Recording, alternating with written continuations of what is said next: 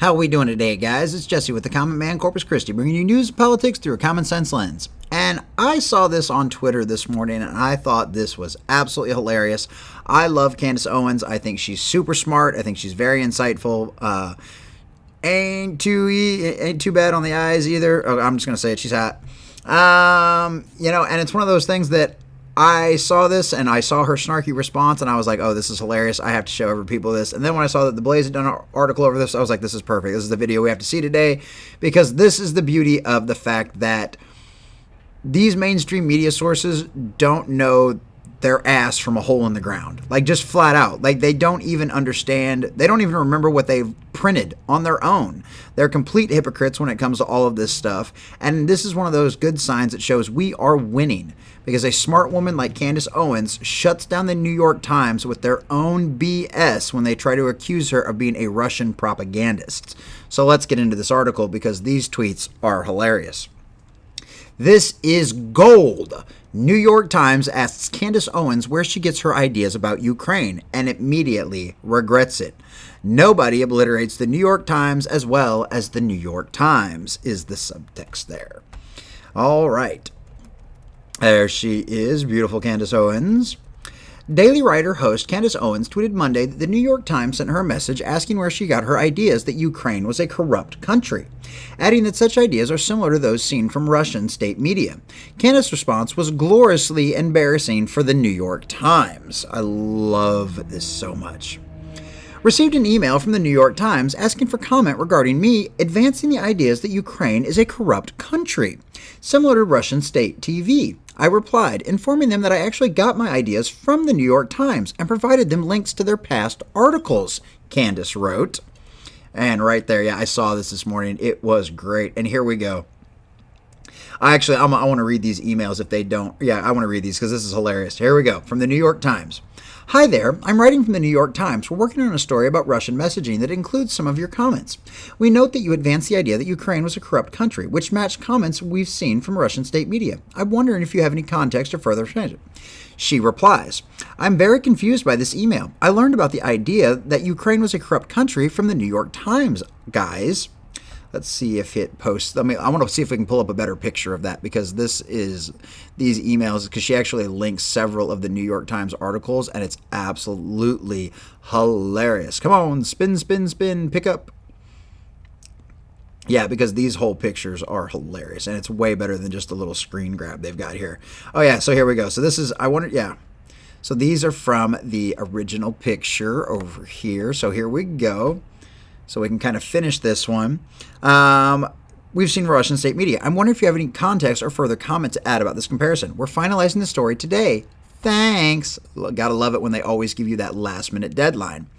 So here's her reply. I'm very confused by this email. I learned about the idea that Ukraine was a corrupt country from the New York Times. You guys have covered the corruption of Ukraine extensively for years. As just one example, here is a piece from the New York Times editorial board entitled, Ukraine's Unyielding Corruption. I educated myself about both the neo-Nazi problem in Ukraine and the unyielding corruption by reading your newspaper, not Russian state media. Is there something specific I said that was different from what you guys have written in the past? Thank you, Candace Owens. She also did a follow-up email with them, giving even more examples. Once again, from Candace. For more good measure, here are some past articles written from reputable sources over the past few years about the corruption and neo-Nazi problem in Ukraine. For clarity, are you now suggesting that the Western media covered extensively over the last few years is now just Russian propaganda? Are you suggesting all of these articles were sponsored by Russian state media? Again, I would love to provide you with a quote for your article, just want to be clear regarding what you mean when you say that I am advancing the ideas that Ukraine was a corrupt country, when in fact I got my ideas from your publications. Now if you look at these links, the first one's from New York Times, talking about Ukraine Jewish president. The next one's from The Hill. The next one's from the New York Times. The next one is from the Daily Beast. And the next one is from The Guardian. Okay. She's citing their own sources because they've all been talking about this because of, all the Russian collusion, Ukrainian BS that they were trying to use on Trump. And now it's backfiring on them. Twitter fans and critics were quick to respond. No, J.D. Rucker. Nobody obliterates the New York Times as well as the New York Times. Brian Armstrong is a bald thieving scumbag. This is gold. Show them Transparency International's Corruption Perception Index. The political hitmen and women of the media have never heard of it. Business reporters have. People who cover the UN probably have.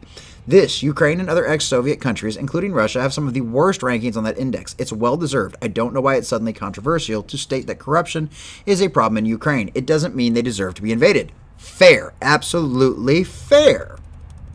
You're smarter than them and backed up better and more loyal team. Keep it up, Candace.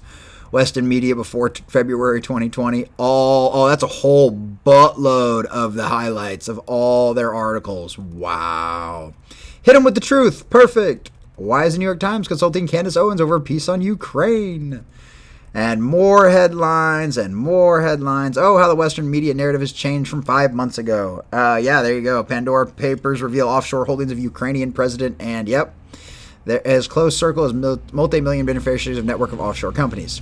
Candace has been on fire recently for her outspoken criticism of Ukrainian President Zelensky and for calling out corruption in Ukraine. But there is a lot of it. So, yeah, I think this is absolutely hilarious.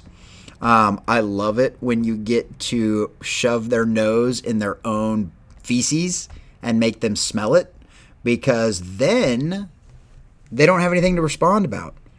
You know, they want to accuse us of things. Well, guess what, guys? We got most of this information from you guys because we don't have the resources to have reporters all over the world and in every country and having all little mini office buildings in all these different countries and all these different little mini headquarters.